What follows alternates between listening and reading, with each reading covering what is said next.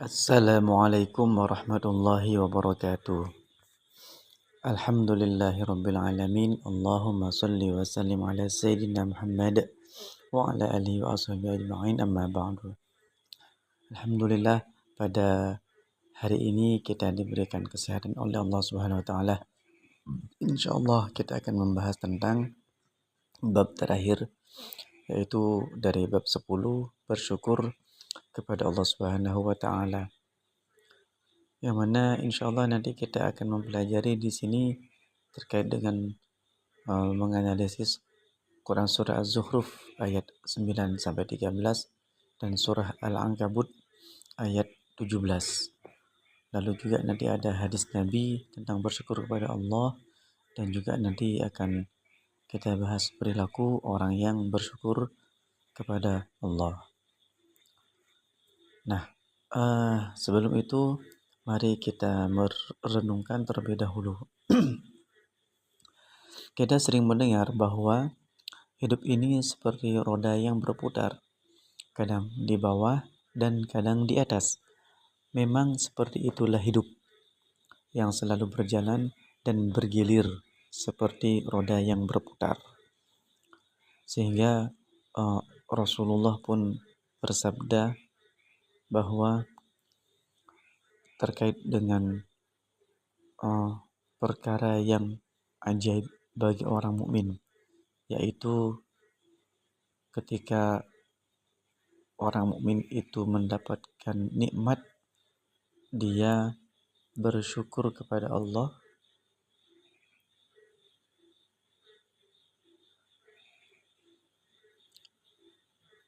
kemudian ketika dia mendapatkan musibah atau bencana,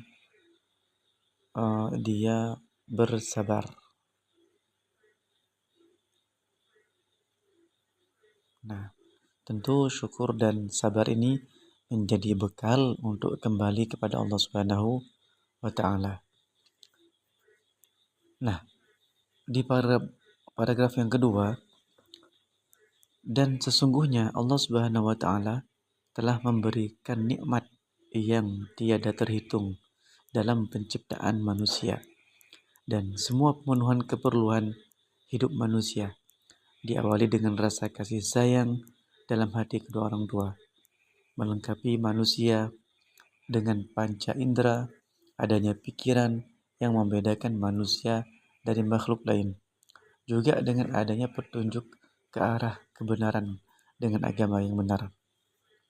Nah, jika kita langsung menghubungkan dengan surah Az-Zukhruf ayat 9, Bismillahirrahmanirrahim, wala in sa'altahum man khalaqas samawati wal arda la yaqulunna khalaqahunnal azizul alim.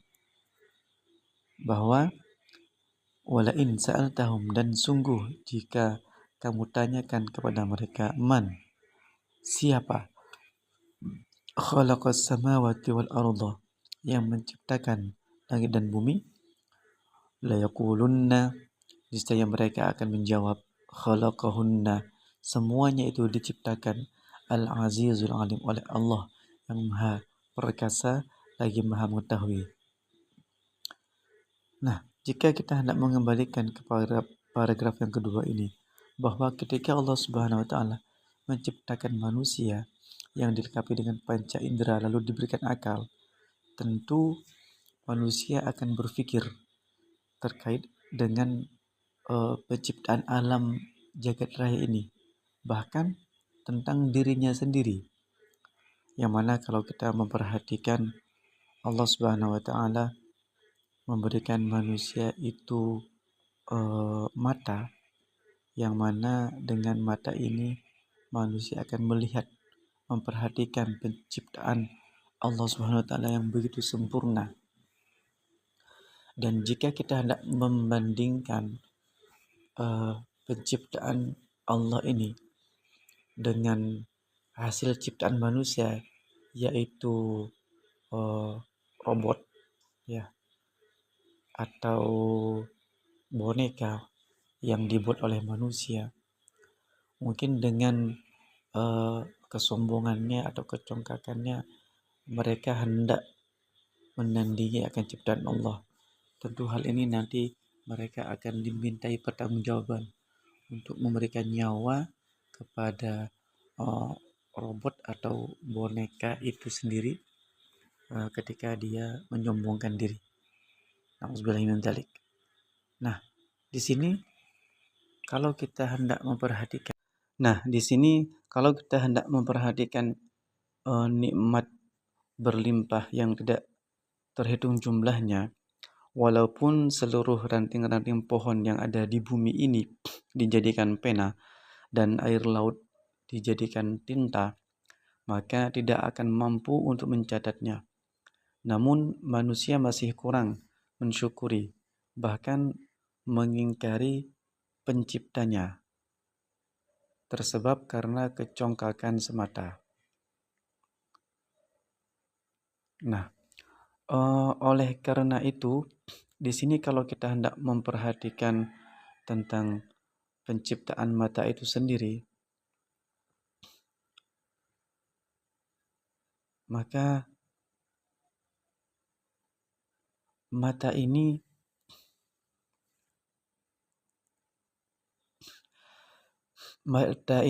adalah nikmat yang subhanallah, bahkan kita tidak akan mampu untuk membayarnya atau membalasnya bahkan sampai kita mati nanti. Nah, sehingga jika kita hendak membandingkan dengan penciptaan manusia menciptakan robot atau boneka, maka jelas ketika robot itu sudah berfungsi akan matanya, maka tentu yang tidak ia miliki adalah hati. Nah, sedangkan manusia akan merasakan hal tersebut. Sehingga jangan sampai mata kita ini mati sebab tidak memperhatikan akan keesaan Allah Subhanahu wa taala yang menyebabkan hati kita mati. Nauzubillahi min dzalik. Nah, sungguh bahwa kemampuan mensyukuri nikmat Allah terlihat nyata di alam amal ibadah, amal sosial dan budi pekerti. Pribadi yang mampu berlaku sabar dan tabah di saat krisis mestinya diiringi dengan mensyukuri nikmat pada saat menemui kebahagiaan. Allah Subhanahu wa taala telah melebihkan sebagian hambanya atas bagian yang lain dengan rahasia dan nikmat tersembunyi yang tidak mungkin diketahui oleh seorang pun sebelumnya kecuali hanya zatnya semata. Nah, kalaupun kita hendak memperhatikan tentang kedalaman dari mata itu sendiri, bahwa ternyata sungguh bukanlah mata ini yang dapat melihat, akan tetapi sebab cahaya, yakni sebab cahaya. Sebab sungguh mata ini buta di kegelapan. Mata ini buta di kegelapan. Nah, maka dari itulah seseorang ketika memperhatikan tentang nikmat mata yang Allah berikan ini, maka sungguh dia tidak akan dapat menghitungnya. Kalau dilihat dari sebuah perumpamaan saja, seperti matahari yang Allah ciptakan dalam dunia ini, itu sungguh ibarat mata yang kita gunakan sehari-hari, sehingga cahayanya itu dapat menerangi sesuatu. Dan di sisi lain, mata ini memang dia terlihat kecil, ya, terlihat kecil seperti kelereng, namun dalam fungsinya ternyata walaupun dia kecil, tetapi ketika kita melihat pesawat, ya, ibarat pesawat yang besar itu masuk ke dalam mata, ketika kita melihat gunung yang besar itu masuk ke dalam mata, ketika melihat rumah yang besar, rumah itu masuk ke dalam mata. Nah, ini seakan-akan akal kita dan hati itu merasakan. Tentu berbeda dengan robot yang hanya terbuat sesuai dengan keinginan dari penciptanya. Nah, maka dari itulah kita harus mensyukuri akan salah satu contoh nikmat saja yang Allah berikan, yakni mata itu sendiri. Karena Allah Subhanahu wa taala ingin memberikan sebuah pelajaran atau hikmah bagi makhluknya yang bernama manusia ini, agar memperhatikan akan nikmat Allah yang begitu besar terhadap dirinya sendiri, yaitu mata. Ini baru nikmat mata, belum yang lain. Nah, oleh sebab itu, belajar bersyukur dan berterima kasih merupakan bagian penting dalam hidup ini. Kita sering mengucapkan kata terima kasih kepada sesama manusia. Akan tetapi, terkadang lupa berterima kasih kepada Allah Subhanahu wa taala yang layak untuk menjadi tempat hakikat berterima kasih dan bersyukur. Padahal Nabi Muhammad SAW telah mengajarkan bagaimana cara berterima kasih dan bersyukur kepada Allah Subhanahu wa taala. Mungkin untuk ayat 9 dari surah Az-Zukhruf itu sampai di situ Pak sampaikan. Silakan kalian pelajari terlebih lanjut ayat-ayat berikutnya terkait dengan bersyukur kepada Allah. Dan sekarang Pak sambung dengan surah berikutnya, yaitu surah Al-Ankabut ayat 17. Nah, surah Al-Ankabut ayat 17. Bismillahirrahmanirrahim. Innama ta'buduna min dunillahi awthanan wa takhluquna ifka. Innal ladhina ta'buduna min dunillah la yamlikuna lakum rizqan fabtaghu 'indallahi rizqan waduhu washkuru lah. Ilaihi turja'un.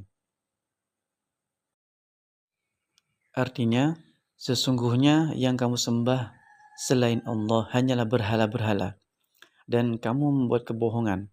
Sungguhnya apa yang kamu sembah selain Allah itu tidak mampu memberikan rezeki kepadamu. Maka mintalah rezeki dari Allah dan sembahlah Dia dan bersyukurlah kepadanya.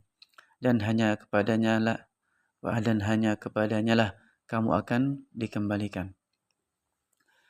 Nah, ayat ini terkait dengan perilaku kita dalam kehidupan sehari-hari, seperti yang Pak sampaikan di awal tadi, maka di sini akan mengarah kepada seseorang ketika dia melakukan sebuah gerak atau gerik dalam kehidupan sehari-hari, maka diusahakan agar perbuatan yang dilakukan itu dapat bernilai ibadah.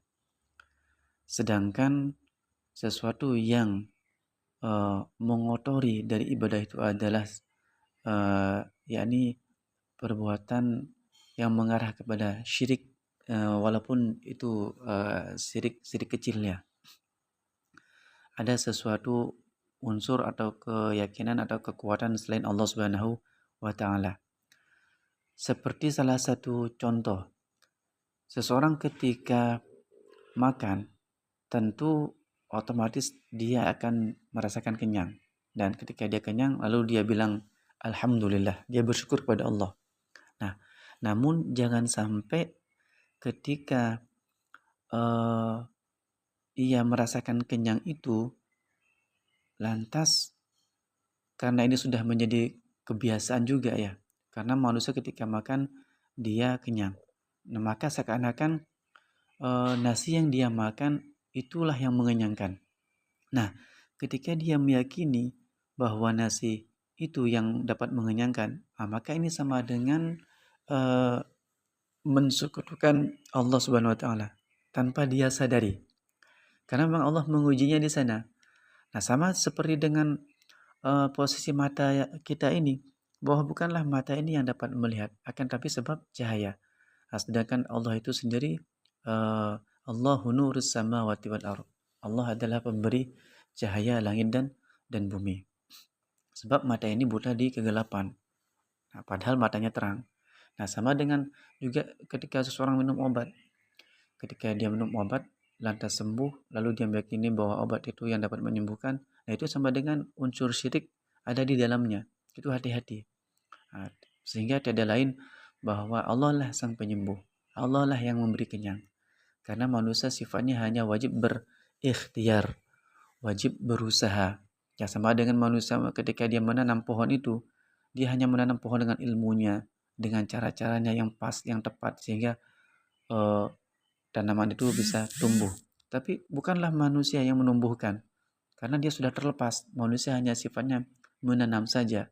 Setelah itu dia terlepas, dia mau beraktivitas apapun terserah dia.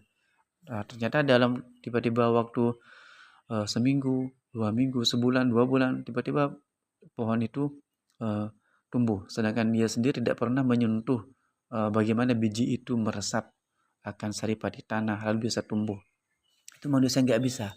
Maka dari itu disinilah kita harus mensyukuri nikmat Allah Subhanahu Wa Taala terkait dengan baik makanan yang masuk ke dalam tubuh, baik obat yang menyembuhkan, ataupun mata kita yang dapat melihat ini. Itu kita harus bersyukur kepada Allah Subhanahu Wa Taala. Nah, sehingga untuk menetralisir itu semua, ketika kita makan itu harus baca Bismillahirrahmanirrahim. Lalu ketika kita kenyang, jangan lupa bilang Alhamdulillahirabbil alamin. Itu contoh kecil yang harus kita terapkan dalam kehidupan sehari-hari terkait dengan surah Al-Ankabut ini, ya. Bahwa sesungguhnya yang kamu sembah selain Allah hanyalah berhala dan kamu membuat kebohongan, ya, itu kebohongan. Jadi bukanlah seakan-akan nasi itu yang dapat mengenyangkan. Kalau seandainya kita yakin itu sama dengan kita menjadikan nasi itu berhala, ya. Maka dari itu, karena apa? Karena Allah juga menciptakan malaikat yang tak makan, yang tak minum, tapi dia itu hidup. Nah, itu bukti bahwa Allah lah sang penentu, sehingga manusia hanya wajib untuk berusaha. Oleh karena itu, janganlah pernah menyembah kecuali hanya kepada Allah Subhanahu wa Ta'ala, bahkan termasuk dalam urusan makan, berobat, atau melihat dan lain sebagainya. Karena itu kita lagi menggunakan apa-apa yang Allah berikan, agar kita menyembah Allah murni ikhlas, murni tanpa ada unsur yang lainnya, bahwa tidak ada kekuatan kecuali Allah Subhanahu wa Ta'ala. Nah, kemudian yang terakhir Pak sampaikan sedikit dari hadis Nabi tentang bersyukur kepada Allah, bahwa di sini dari hadis riwayat Abu Dawud, Pak bacakan matannya saja, bahwa Rasulullah anin Nabi sallallahu alaihi wasallam an Nabi Hurairah anin Nabi sallallahu alaihi wasallam qala la yashkurullah man la yashkurun nas. Itu tidak dianggap bersyukur kepada Allah, yaitu orang yang tidak bersyukur kepada manusia. Nah, ini contoh kecil kalau kita seandainya mendapatkan sesuatu hadiah atau mendapatkan gaji semisal dari atasan kita, atau kepada orang lain yang memberikan kita sesuatu barang atau sesuatu yang bermanfaat untuk kita, maka jangan lupa kita untuk bilang terima kasih. Nah, tentu ucapan terima kasih itu sebagai rasa syukur kita karena sebab kita menerima sesuatu. Dan jelas bahwa yang memberi itu akan merasa senang juga. Karena apa? Ya berarti ada sesuatu yang disyukurinya, ya, terkait pemberiannya. Nah, begitu juga dengan Allah Subhanahu wa Ta'ala. Karena manusia hanya sebagai perantara, ya, sampainya barang itu kepada kita. Sehingga karena manusia tidak bisa hidup sendiri, maka dari itu dia harus senantiasa hanya bersyukur kepada Allah Subhanahu wa Ta'ala. Sehingga Rasulullah bersabda, la yashkurullah man la yashkurun nas. Bahwa tidak dikatakan bersyukur kepada Allah ketika dia tidak bersyukur, mengucapkan terima kasih kepada manusia. Nah, kemudian yang terakhir di hadis riwayat Muslim, di sini Abi Hurairah berkata, qala Rasulullah sallallahu alaihi wasallam, unzuru ila man asfala minkum wa la tanzuru ila man huwa fawqakum fahu ajdaru alla tazdaru ni'matallah. Qala Abu Muawiyah alaikum. Nah, bahwa di sini Rasulullah bersabda, unzuru, lihatlah, ila kepada man, orang, asfala, yang berada di bawahmu. Asfala ini yang berada di bawahmu.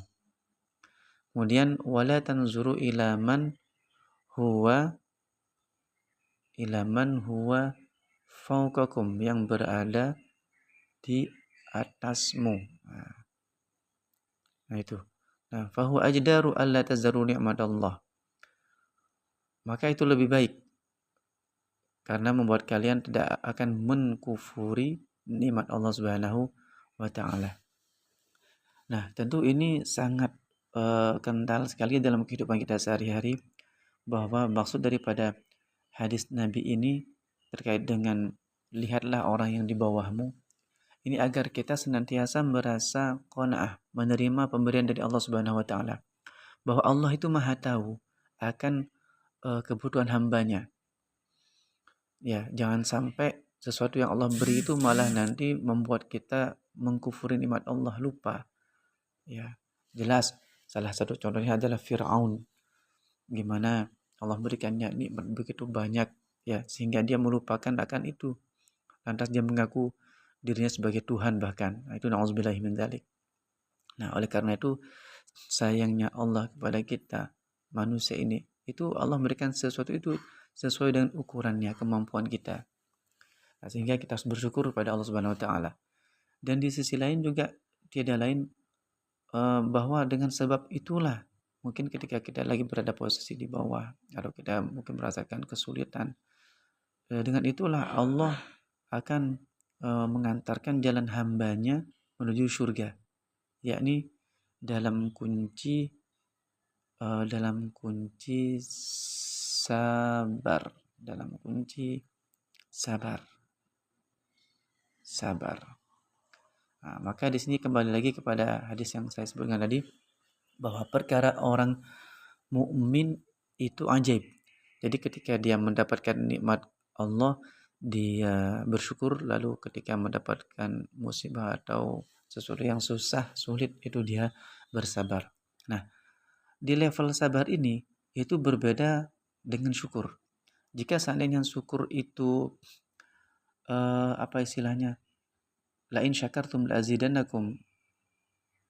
Ketika dia mendapatkan nikmat itu, Allah akan tambah nikmatnya ketika dia bersyukur. Tetapi berbeda dengan sabar.